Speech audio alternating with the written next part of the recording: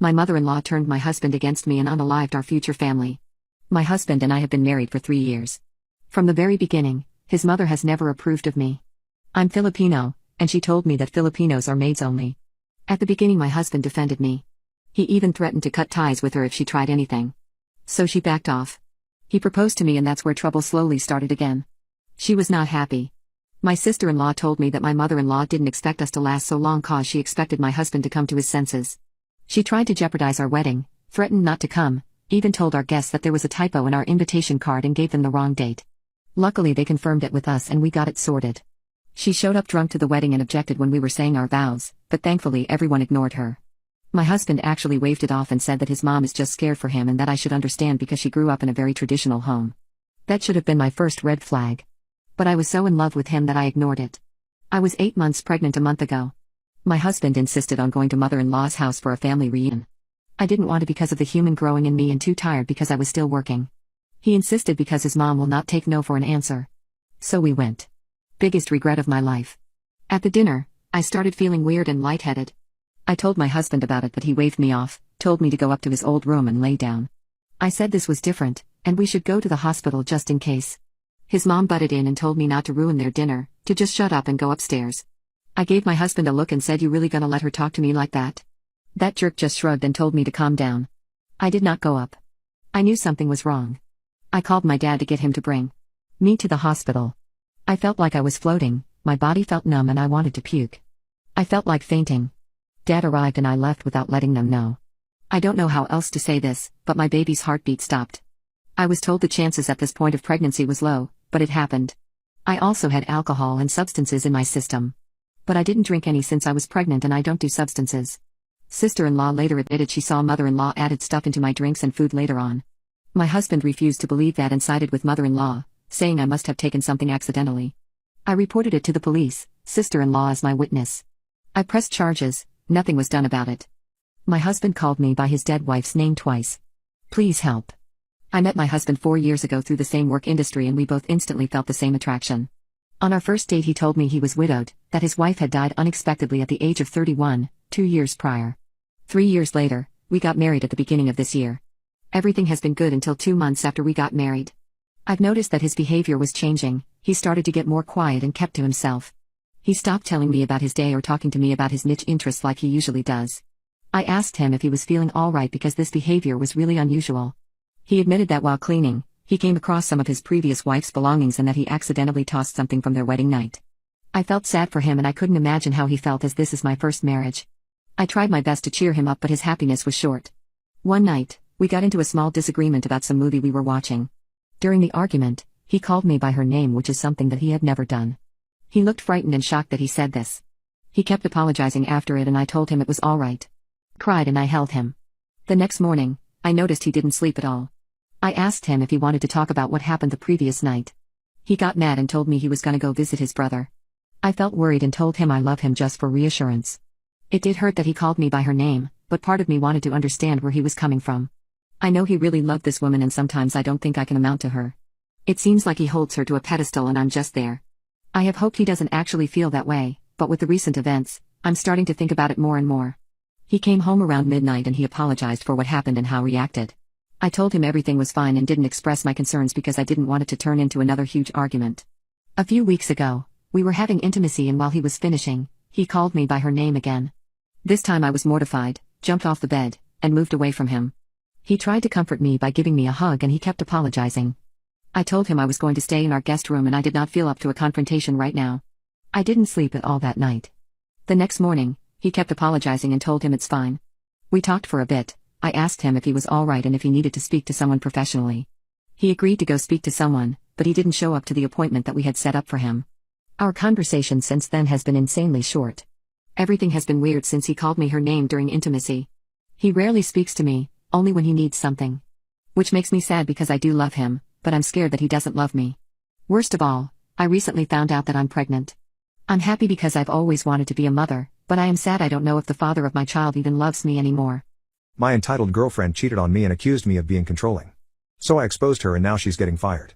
I began dating my girlfriend a few months ago after we met each other at a cafe. We had a lot in common but there was just one thing on which we disagreed on. She likes to party a lot while I like to stay home or go on recreational trips. Sometimes, she goes out in the evening and comes back the next day with just one text to me that says, "I'm going out." I have tried to talk to her about this, and explain that we will soon be into our 30s so we should look to secure our future. But she never listens and gets mad at me for suggesting she should stop partying.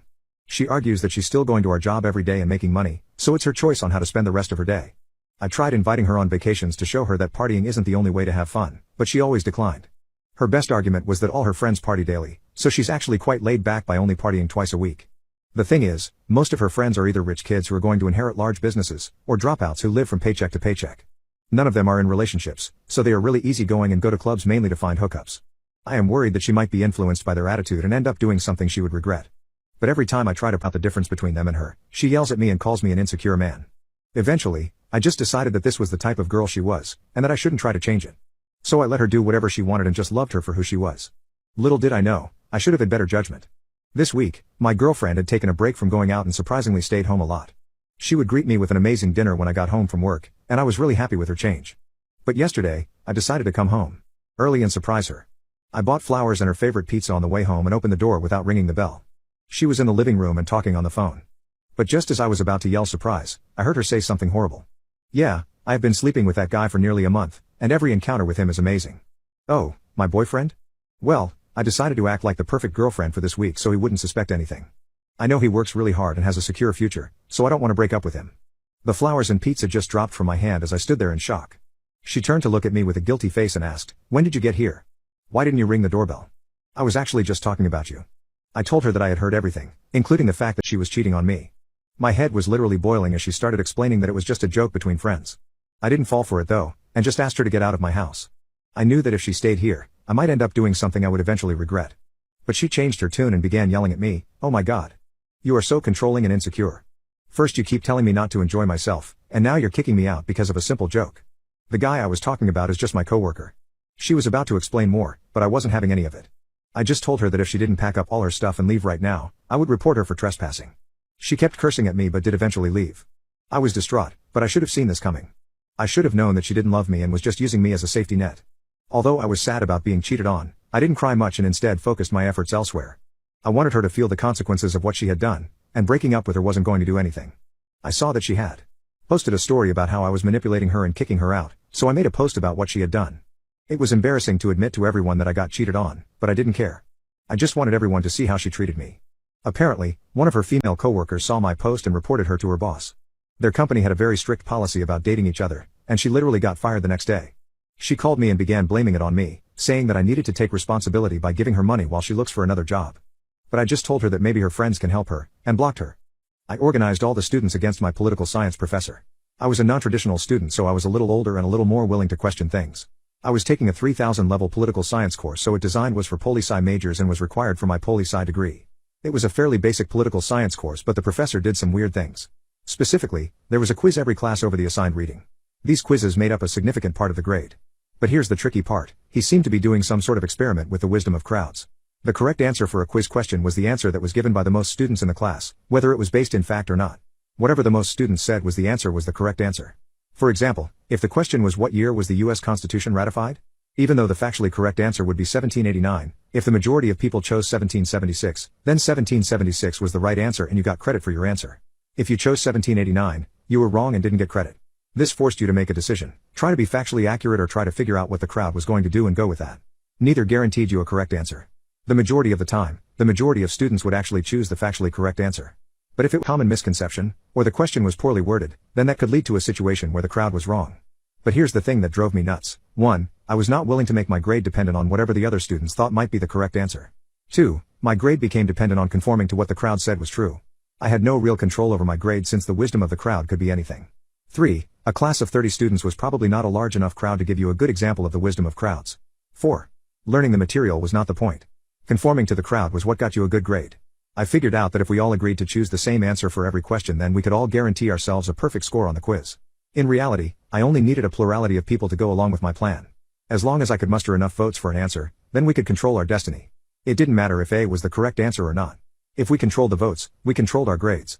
And anyone who didn't go with us, they were going to fail regardless of if their answer was actually correct or not. I met everyone at the door to the classroom and explained the plan. For every question, we are going to choose the first option. If it's multiple choice, it's option A. If it's true/false, we are choosing true. If we all agree to this, then we can all get perfect scores. If you decide to go against us, your answer will be wrong. The first class we did this, the professor figured out after a few questions that we were gaming the system. He had us redo the quiz and graded us on the factually correct answers. After the second class we did this, the professor changed the rules. There were 2 answers that would get you full points, the factually correct answer, and whatever answer the majority agreed upon. In the end, I was okay with this arrangement. I could study and give the correct answer without being penalized for not conforming to the crowd's thinking, or if I made the same mistake as the majority of people then I still got credit for it and it was a good discussion point for the class. Yes, I got an A in the class. I'm not sure if the professor ever figured out who organized the rebellion. But I did end up working with him in grad school and we got along just fine. My ex broke my heart so I broke him. I'm 28, dated a guy for almost 3 years. To make it easy to understand, I'll refer to my ex as Sam, who's also 28. It was a long-distance relationship. We met through a dating app and we hit it right off. The first few months were great, we had so much in common and to me, it really seemed like this relationship was going to be serious. He was my first boyfriend. I held off on dating to focus on my studies and my career. He supported me throughout my master's and my career development and I helped him through major life changes that he was going through. I had always wanted a first and last relationship. I thought I had hit the jackpot with this guy. I travel a lot for my job. The company sends me out to different states to attend conferences, conduct training, etc. and most of these conferences are held in Sam's hometown. Even though it was a long-distance relationship, we would see each other more often because of the convenience of my job. I would stay in his apartment whenever I was there and he would also fly to my hometown and stay at my apartment for weeks at a time. Everything was great until after our first anniversary. He started to become distant. During this time, I hadn't been able to fly down to his hometown because I was busy with training in our office. I never made him feel like he was less of a priority and I would always text throughout the day. Whenever we were together, I basically did what I thought a good girlfriend should do. I really thought I was doing good for my first relationship. Until he asked for a break. I admit, I did beg and cry when he asked for it, but ultimately, I couldn't do anything and decided to accept it and move on. I was heartbroken, but I poured my attention into my job and eventually got promoted. 2 months passed and Sam reached out to me with a really long message. Basically he was apologizing for the sudden breakup without an explanation and he explained why he had to do it. And that he loved me and he knew that he was wrong, but if I wasn't willing to give him a second chance, then he would just settle for us being friends because he said I was a great person and a great friend. My trust was ruined at this point, but I wasn't really mad at him and I admit that I still loved him, so we decided on starting all over again but as friends. To make it short, we ended up dating again after 5 months. I really thought this was like his redemption arc and he'd be more attentive and loving towards me, and he was. For like 3 months and then he started being distant again. I slowly noticed a pattern with his actions. I asked a close friend of mine for some advice and she told me that Sam was breadcrumbing me. He would give me attention and love and then suddenly stop, so I would start to beg for more. After our second anniversary he suddenly ghosted me. No message, no nothing. I was blocked on everything. I couldn't call or text his number. Nada. This time, I wasn't as heartbroken. Instead, I was contemplating what the heck this man was trying to do to me. He was toying with my emotions when all I had given him was genuine love. It started to piss me off, but again, I didn't want to do anything about it and just moved on. 3 months go by and Sam was back in my DMs. This time with a different message. He wasn't asking for another chance or anything, he was just explaining why he had done it. Basically it was all half-assed explanations. He was leaving his old job and he got busy with a new job and he didn't have time for me, so he thought he'd get everything done before he would fly down to my hometown and reconcile. He asked if he could come and visit me and we can talk it all out. During this time, I had found out that during the time we were together, he was cheating on me and apparently it didn't work out with that girl, so he came back to me. He had done this in the past as well. All of this was confirmed by a friend I had who moved to his hometown who became my source of intel. This is when I felt a switch turn on in my head. I knew what he was doing and instead of turning him down and just moving on, I wanted him to feel the way I felt when he did all of this to me. I told him he could come and visit me and that I'll be waiting for him. At this point, I knew he knew I was acting out of character. He asked me if I was really okay with meeting him and talking things out and I said yes. A week passed and he actually flew down to my hometown and he had the audacity to come to my apartment and stay with me for 3 weeks. I welcomed him with open arms nonetheless. We talked and he apologized over and over again. He kept insisting that he wasn't good enough for me to give him another chance. He kept saying how much of an a-hole he was for doing that to me and I never deserved all of that. He would understand if I wanted to throw him out right then and there. I hugged him and told him that I still loved him and that I wanted to make things work between us. He was taken aback because he wasn't expecting this reaction from me. I told him that he was the only one who understood me and I never felt this kind of attraction with anyone else. He hugged me back and told me how much he missed me and how much he loved me. We agreed to spend the 3 weeks together rebuilding our relationship. For the next 3 weeks, I treated him like a king. Showering him with love and affection. Cooking for him, making all of his favorite dishes. We would go out on dates almost every night. I bought him video games that he liked and I would let him play all night while I sit next to him and just watch him enjoy himself. I effed his brains out every night. He would whisper words of love for me after we did the deed and it was exactly what I wanted. 3 weeks was up and he had to fly back to his hometown. He couldn't keep his hands away from me the day before he had to leave. He kept telling me how much he wanted to stay and live with me. I played right into his fantasy and told him I wanted that as well. I, in fact, did not want that at all. I told him I'd come and visit him the next chance I get. When he left, I felt relieved. Faking everything was exhausting, but I wasn't done yet. We kept texting, calling and FaceTiming each other when he got back to his hometown. Something he rarely wanted to do with me before. I wanted to drive him mad. I wanted to drive him crazy like what he almost made me went through. I started ignoring his texts and calls until he became desperate. I would make up some excuse about being super busy and that I would make it up to him. Next thing I did was to randomly post pictures of me and some male coworkers that would make it seem like we were on a date. I would post them on my IG story and quickly delete them once Sam had viewed them. He would blow up and start calling me asking who that was and where I was. I would tell him, "What are you talking about, babe? I've been so busy I haven't even gotten the time to be on my phone," which is an obvious blatant lie, but the more I did it, the more Sam started to question himself. Started to question if he truly saw what he saw. He would apologize and admit that he missed me so much and wanted to be with me as soon as possible. He was slowly becoming obsessed with me, and that's what I was hoping for. It got to the point where it drove him mad whenever I started to act coldly towards him. I would always play dumb whenever he would ask why I was acting so cold. He would ask if I wanted to break up with him and I would say, "Why would I do that? You're the only one for me." Whenever I would say those words, his face would go from relief to worried in a split second. I kept doing all of these for months until the slight thought of me leaving him drove him insane. He once flew down to my hometown unannounced when I was acting cold towards him. He banged on my door at 10 p.m. and he only brought a backpack with him with a few clothes. He clung to me that night and obviously I reassured him that I wasn't going to leave him, and I once again, excuse my French, gave him effing of a lifetime. He had to fly home the next day and I reassured him that I'll always be here for him. Little did he know that I'll be temporarily sent to Europe for a month-long training and I'm not planning on contacting him. The moment I leave, I'm blocking him on everything and I'll be deleting all of my social media accounts. Am I a psycho? Probably. My cheating husband thought I would forgive him because he's too good for me. But I divorced him and he ended up on the streets. The divorce papers said that I wanted 50% of all his assets, and that his house was to be transferred in my name. He is probably going to end up on the streets if he loses, but I literally didn't care anymore. As soon as he received the papers, he called me screaming, "What do you think you are doing? Come back right now because I am throwing these fake papers in the trash." I told him that they weren't fake, and that this was actually happening. I also made sure to record the call so I could use it as evidence later on. So I was really thankful when he began preaching about how I was inferior to him, and should be glad that he stayed with me for so long.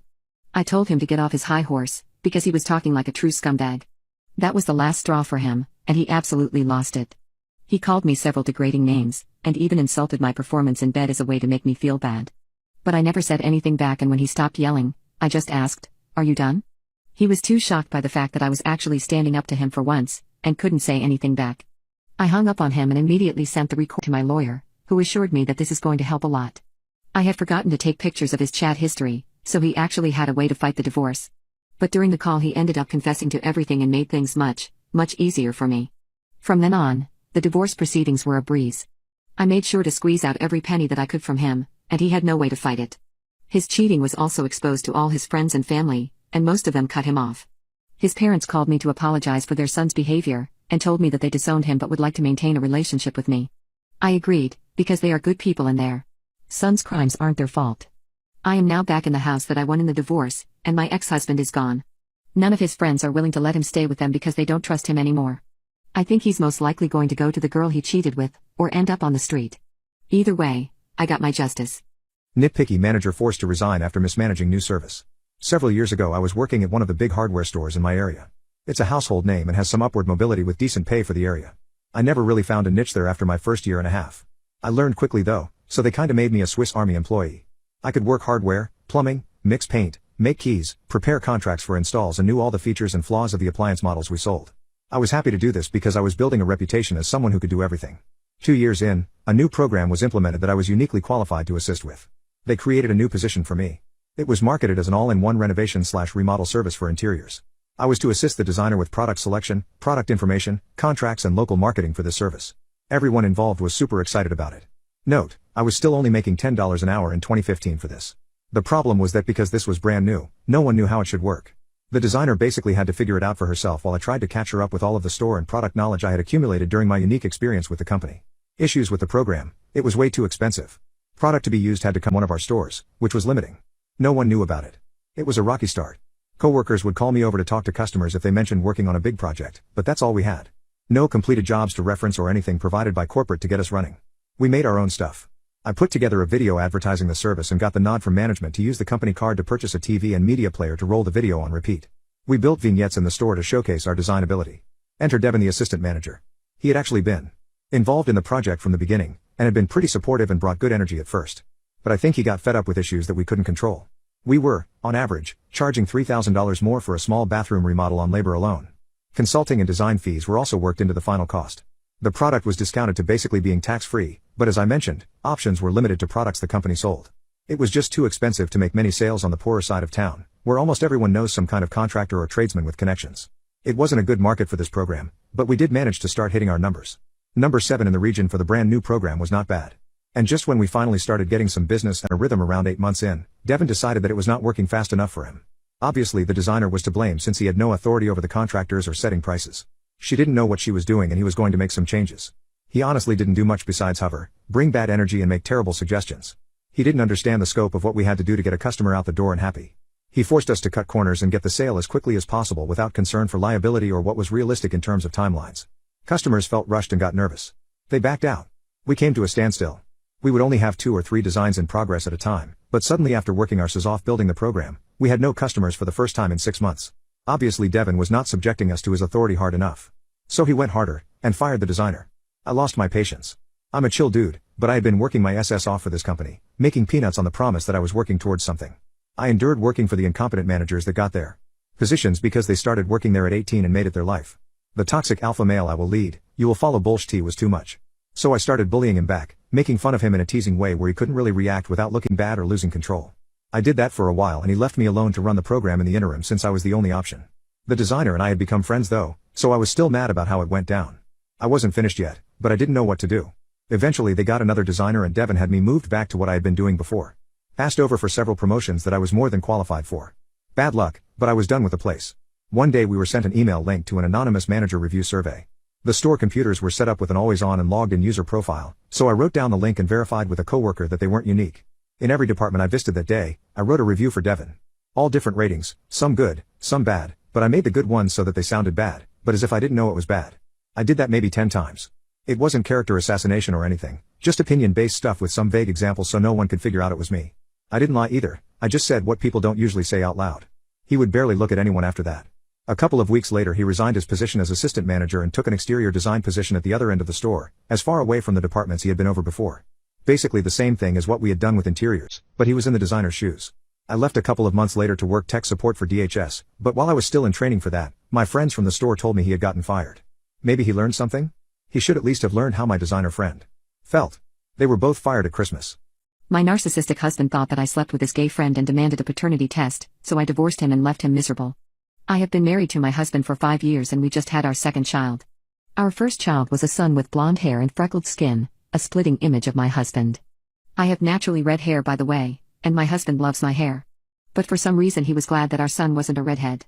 He was very proud and bragged a lot about how his genes were superior than mine and that's why our son looked so much like him. In fact, the only time he stopped talking about it was when I got pregnant again. Throughout the 9 months, he kept telling everyone that our second child was also going to be a blonde and there was no way to prevent this. I thought this was weird but funny, and went along with him by saying yeah, I also think the baby will have blonde hair. He was really excited because this time we were having a daughter instead of a son. However, his tone completely changed once I gave birth. Our daughter was the opposite of our son, and a complete splitting image of me. She had beautiful red hair and I was so happy for her because she was going to become the most beautiful girl in the world. But my husband showed a concerning lack of happiness. Even before we left the hospital, he kept commenting that the red hair on our daughter was just temporary. And that his genes were just taking their time but would eventually prevail, she would also end up having blonde hair. Again, I didn't get why he was saying all this, but I didn't pay much attention to it. It did bother me that he would avoid holding her, or taking care of her, but I convinced myself that it was nothing. A few weeks later, we held a baby shower for our daughter and my husband invited his gay friend. I surprisingly got along with him since we had a lot in common, and we talked a lot during the party. He also had red hair, but it was obvious that he had dyed it from black, while me and my daughter were natural. He was constantly complimenting how my daughter had the best colored hair and I was really happy. But my husband would sometimes interrupt us, and once again exclaim that the red hair was only temporary. I ended up asking him why he was so adamant on this topic. He explained that since our son had blonde hair, it meant that all our children should be the same because that's how genes work. I tried to explain to him that that wasn't the case at all, but he didn't listen. Anyway, a few days passed and I thought that my husband had finally dropped the topic. But out of nowhere, he came up to me and began demanding a paternity test. That really shocked me because he had never said anything about this before and with our first child. He was essentially accusing me of cheating on him, something that I would never do. I said that I loved him, so why was he asking for such a thing? He refused to explain and just said that he wanted to be sure. I asked, be sure of what? And kept pressing him to tell me why he was being so suspicious. Being accused of cheating was actually very painful for me, and I wanted to know how he came to that conclusion. After a bit more pressing, he finally cracked and blew up on me while telling me the reason. I saw how you kept talking to my friend at the party. You never talked that much with another guy, so it was obvious what was going on. I knew that my genes would never lose to yours. So the only reason that your second child has red hair is because she isn't my daughter. You probably slept with him and kept it hidden from me. He also has red hair, so it explains everything. His reasoning was absolutely ridiculous, and I reminded him that his friend was gay and already married to another man. Also, he had dyed his hair and his natural hair color was black. I asked him why he couldn't just accept that our daughter looked like me, and her hair color wasn't an unnatural phenomenon that needed to be explained. But he kept telling me to shut up, and that he was getting a paternity test no matter what. The weirdest part was that he wanted a paternity test between our daughter and his friend, instead of our daughter and him. By that point, I had already broken into tears because he was refusing to believe me no matter what. He said that he was leaving, and wouldn't come back home until I had gotten that test done and proved that he was right, and that I had cheated on him. The moment he left, I hugged my daughter and son close to my chest, and cried for a good hour. Then I called my sister to come pick me up because I was leaving. I packed all my clothes and took my kids with me. I just texted my husband that we were over, and that I was going to divorce him. It turns out, he wasn't expecting me to fight back and thought that I would do exactly as he said. He quickly began apologizing for doubting me, and urged me to come back home with the kids. He sent me selfies to prove that he hadn't stopped crying, and was miserable without me. Apparently, he had also accused his gay friend of infidelity, and gotten punched by his husband. The news of his accusations had spread and his entire friend group had cut him off, so he was completely alone now. He said that me and the kids were all he had. But while he was typing, he messed up and ended up saying that his suspicions were 100% justified. So I just blocked him after saying, "Kids? I thought you said you only have one kid. But don't worry, they will be taken care of by someone who loves them for who they are, and not just their hair color." One of my employees tried to force himself on another member of staff, so I was forced to take matters into my own hands. To preface, I live in a country that employs a large foreign/expat workforce, in pretty much every industry and at all levels. For someone to move here for work they have to be sponsored by a company or the individual that's employing them. I own and operate a small restaurant business here and employ more than a handful of foreigners as servers, cleaners, kitchen staff, drivers, etc. I was lounging on my couch enjoying the last of my weekend one day when I got a call telling me that one of our sponsored employees, a server who we'll call Janice, was picked up for indecent exposure essentially. Long story short, she was caught hooking up with a guy in a private booth at a local restaurant. Basically, the police walked in on them whilst engaged in some seriously heavy petting. They were fully clothed, but the guy she was with, or practically on top of I should say, has his junk out. Turns out he works at the restaurant 2 doors down from where she worked. After a bit of chastising and threatening to escalate the situation and have them deported to sufficiently scare their senses back into them, they let them go, but not before signing a pledge-type document promising to never repeat the offense, or else. Basically a slap on the wrist basically, and everyone got to go home. But it doesn't end there. That night something clicked in my brain and I had the thought, how and why did the police find them in a private booth in the back of a restaurant before the restaurant's own staff did? So I called the restaurant the next day. I thought maybe they called the police on them immediately for some reason. Or maybe the couple got belligerent when staff asked him to stop. Turns out the staff didn't notice a thing. In fact, up until that day the police had never been to that restaurant before, and when they did they simply walked in, went straight to the back booths where the two were sat and busted right in. I realized this meant that someone must have seen them and called the cops on them point blank. The question was who? I decided to speak to Janice. I wanted to speak to her anyway that day both to check in and get her version of the situation. I also gave her the employer you did something stupid chat and reassured her that she's keeping her job. I also wanted to ask her who she thought called her in. Without hesitation she said it had to be Sami, who was one of our drivers. Why do you think it was Sami? I asked. He's the one that dropped me off at the restaurant that day. He might have seen my friend walk in right after me and call the police on us, she said. I knew the part of him dropping her off was true, that's literally his job and her only free mode of transport. Well, that sounds a bit drastic. Why would he do that even if he had seen you do anything? I asked. She claimed it was because he was jealous. He was really into her apparently and kept trying to get her into bed, she said. What genuinely pissed me off was when she told me that he actually tried to force himself on her once and she fought him off and that he hasn't tried or even said anything since other than being very short and curt with her. My immediate response was, why on earth would you not tell me or one of your managers right away? She said she had dealt with it her way, and it stopped, plus she didn't want anybody to get fired on her account, and she didn't want any interaction with the authorities, so she decided not to make a big deal out of it in the first place. She also declined to press formal charges against him, which I advised her to do. Her declining infuriated me even more. This guy was going to get off scot-free. Now clearly I was about to fire Sami, but in my mind that wasn't enough. For someone to attempt to rope a person basically and not get in trouble for it? Not okay with me. But it seemed like it was something I had to live with. Obviously, my next conversation of the day was with Sami. My intent was to confront him with the accusations. I called him into my office. I didn't really know where to start, so I went with, obviously you've heard about what happened to Janice this weekend? He stepped in it right away. Heard about it? Came the unexpectedly proud response from a proud and positively beaming Sami. I called it in. And this is where it started to get super satisfying. You see, for a couple of years since I met Sami, every now and then he would pull out and show us all pictures of his wife, who was back home living with his mother. She was younger than him and quite beautiful, but sadly barren, which is apparently why she settled with an older fart like him. He was so proud of how pretty she was. He was also a devout religious man, or so he claimed. So I asked him why call the police?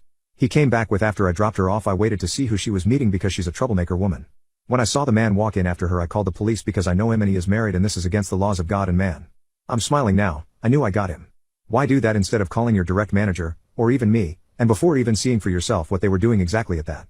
Why make it my problem and the company's problem what she does in her own time? Silence. Head down counting his shoes. Sami, I know why. I know what you did. Janice just told me. I'm disgusted by you and sorry that we hired you. He had the audacity to mumble, I only tried once, sir. I almost slapped him. Anyways, I fired him, handed him a one-way ticket home, which was in 4 hours, and told him to GTFO. Of course, Sami was one of our employees, which meant we had his information. I had his house phone number saved somewhere from when we hired him. It was on his CV. I knew that specifically because I called him there to interview him. Before we first hired him. I waited until his flight took off and dialed the number. I assumed either his mother or wife would answer the call, but I was wishing for the latter. I got my wish. Hello Mrs. Last name. I'm your husband's employer. Well, his former employer anyway. Just so you know, I fired him a few hours ago and he's on a flight home as we speak. His flight number is XXXXX. He will be arriving at 20:20. Just so you are aware, I was forced to fire him because he attempted to rope a fellow employee half his age. I'm sorry, I said, and promptly hung up, but not before hearing her gasping in shock. I don't know what his wife is going to do to him, but I hope he suffers for everything he tried to do. Naval officer didn't want to live with degenerate enlisted, so I got him fired. I was a Navy enlisted service member and was stationed in Yokosuka, Japan for a few years before I got transferred back stateside. I worked in the main hospital that cared for service members and their beneficiaries. It's a small hospital so everyone knows everyone. Shortly after I left, I caught wind of a new physician officer working in the radiology department. My friends would say he's horrible to work with, but that's nothing new. However, someone saw him print a letter and he left it on his desk and took a picture of it and sent it to me. He's requesting to move from enlisted housing to officer. For context, military housing is available for those who are married, have a family, or are qualified based on their rank and depending on the military base itself. Typically, officer housing is much nicer than the enlisted. In Yokosuka, housing is basically the same all around because it's overseas. But most of the housing are apartments and each apartment complex is called a tower, example, Fuji Tower. There are 9 towers and 2 are for officers since enlisted members outnumber officers by a lot. Now, one thing about the military, poop happens. When getting stationed, it is the active duty member's responsibility to either apply for housing on or off base before arriving, depending on what is allowed. If there is limited space and you don't apply for housing on time, then you get put where there is space. So our new officer got placed in an enlisted tower. Mind you, enlisted members have families of their own and other officers have been placed in enlisted housing before without an issue. Here are some quotes in his letter. I have many valid objections to living in a building of almost all enlisted and even many lower enlisted being an officer. There is a lot of crime, violent actions, substance use and alcoholism that happen in enlisted housing. There are also intimate assaults and other perverts. I have a good-looking family, a wife and 2 daughters aged 3 and 4. They are prime targets to be victims for these enlisted deviant activities. My family should be safe in housing that is with officers. Officers are much more respectable and these types of deviant activities are incredibly rare compared to the deviant activities of enlisted being commonplace. Other officer families will not want to visit us because our family lives in enlisted housing. My children need to make friends with other officer children. My wife needs to make friends with other officers' wives. I need to make friends with other officers. Forcing an officer to live in a large apartment building with almost all enlisted is unethical. You get the idea, he's a piece of work. This guy basically looks down on all enlisted service members, assuming every single one are substance users, perverts/PDOS, criminals, etc. The kicker? He was an enlisted army member before going to officer school. In civilian terms, think of a manager that discriminates and calls all of his subordinates criminals, violent, alcoholics, pervs, substance users, etc. based on your job position. Forgetting that some have a family and maybe aren't any of those things. And he not only has the authority to ruin your work life, he can ruin your personal life by denying days off, making you stay late, writing you up if he doesn't like you and not letting you promote, etc. Safe to say, everyone was pissed and I had nothing to lose. I was separating soon and figured I'd have some fun before I got out. I created a burner Facebook account and posted the letter and the officer's picture on a popular military enlisted group page. Within 2 days, it spread like wildfire. But I wasn't done yet. The military has something called challenge coins. Think of trading cards but custom coins that come in many shapes and sizes. I designed one with his face and a big middle finger in the back. On top of that I designed stickers too. Show how proud us deviants are. Other coin designs came from other people as well, but so far I think mine was more popular. I sold over 70 coins to the person who originally sent me the picture at a huge discounted price so she can sell them for a profit for herself. So the officer's face is everywhere because most people keep their coins displayed on their desks. No matter where the officer went to work, he would see his face on someone's desk. And since it didn't have his name on the coin, I can't officially say it's him. I sold more stateside and even some got sent to Europe. I made about $3,000 overall, which was nice. The story even got featured on the online naval newspaper and on 2 popular YouTube channels. And if you're military, you know the only time big military care is when it's too big to sweep under the rug. This story got the officer sent up to captain's mast, which is like a Navy court. He tried to say his wife was the one that wrote the letter, but no one is buying it because her writing style is way worse. She even tried to take the fall, but no one believed her. They both ended up deleting all social media. Due to this, he got served 3 UCMJ articles, which basically are his offenses. But there's more. When you're in the military, you have a deadline on how long you can be a certain rank. If you don't pick up, then you're kicked out. And because he's new and got served UCMJ articles, he won't be up for promotion and therefore was involuntarily separated. Also, the officer program he went through pays for his PhD. When the military pays for your PhD, you have to serve 10 years to pay them back. If you don't complete 10 years, you have to pay the military back with money instead of time. So he lost his job and now has to pay back the military for his PhD, and since it takes a while for the paperwork to have him and his family sent back stateside, you can bet he socially suffered because no one worked with him. My ex's pick-me friend lied about me and now they're crawling back. I, 26, was with my ex-boyfriend, 26, for 4 years. We moved in after 2 years of dating and were genuinely happy. I genuinely thought that I was going to marry him one day. I even moved to a different country to stay with him when his job relocated him to Europe. Throughout our relationship I noticed that one of his girlfriends, 25, didn't really like me. I've tried many times to befriend her, but I gave up after constantly being on the receiving end of her cold shoulder and snarky remarks. Ex knew about this and told me that she didn't have that many girlfriends and probably didn't know how to be friends with another woman. She's the only woman in their clique of 7 guys, who were all lovely to me. On the 31st of December 2019, both of us attended a party to celebrate New Year's. I don't drink, so I was completely sober. Ex got completely smashed. The next afternoon I woke up to my stuff packed and him telling me that we were done and that I had to move out. I was completely blindsided and so confused. He accused me of cheating on him. I would never do that. I think it's such a terrible thing to do. I remember crying so hard and telling him that I did no such thing, but he still kicked me out. My best friend and her boyfriend, without hesitation, opened up their home to me and told me that I was welcome to stay. Bless their hearts. They're the sweetest couple ever. During that dark period of time, I was trying to process everything. I was honestly so depressed. I couldn't eat, couldn't sleep. I felt like a zombie, like I was barely existing. I told my family what had happened and they were very upset for me and wanted me to fly back home. They live in a different country and I didn't want to travel during a pandemic and potentially put them at risk of catching this virus. While this was happening, all of our mutual friends and his family members turned against me, choosing to believe that I was a cheater and completely cut me off in support of my ex. They posted shady stuff about me online, calling me a hoe and a cheater. Rumors started to spread and it affected me so much that I deleted all social media and blocked all of them everywhere. I just wanted to disappear. As time went on, I was one day introduced to one of my best friend's friend. He was really sweet and kind. We slowly became friends, started chatting and video calling. Fast forward to June and I feel myself slowly falling in love with him. He doesn't believe what so many people say about me being a cheater and whatnot. He asks me out on a proper virtual date and I agree. We started dating and I'm so happy. I feel like he is the light at the end of my tunnel. Well, yesterday, someone from my ex's clique leaked a video on Instagram where my ex's girlfriend was boasting of how she lied and came up with this plan to break up my ex and I. She apparently paid someone to lie to my ex and tell him that I seduced him at the New Year's party and slept with him. Once that came out, a lot of my ex's friends and family members have been trying to contact me. They tried contacting my best friend who basically told them to F off. My ex came to the house and was begging for me to speak to him. It was really dramatic. I feel like I don't owe them any of my time at all and just want them to leave me alone. However, my parents think that it's a little sad that my ex is outside the house crying and begging to speak to me. They think that maybe I should give him a chance to speak to me. I feel really conflicted. I feel like I'm being too harsh on him and his group of friends. Should I establish a line of communication? What should I do? I'm falling in love with my sugar mommy wife. I'm ruining everything. About 4 years ago my wife and partner of 8 years passed away due to complications after the birth, very rare, of our second son. I was deployed at the time, and completely devastated. After flying home I felt that nothing would make me happy again.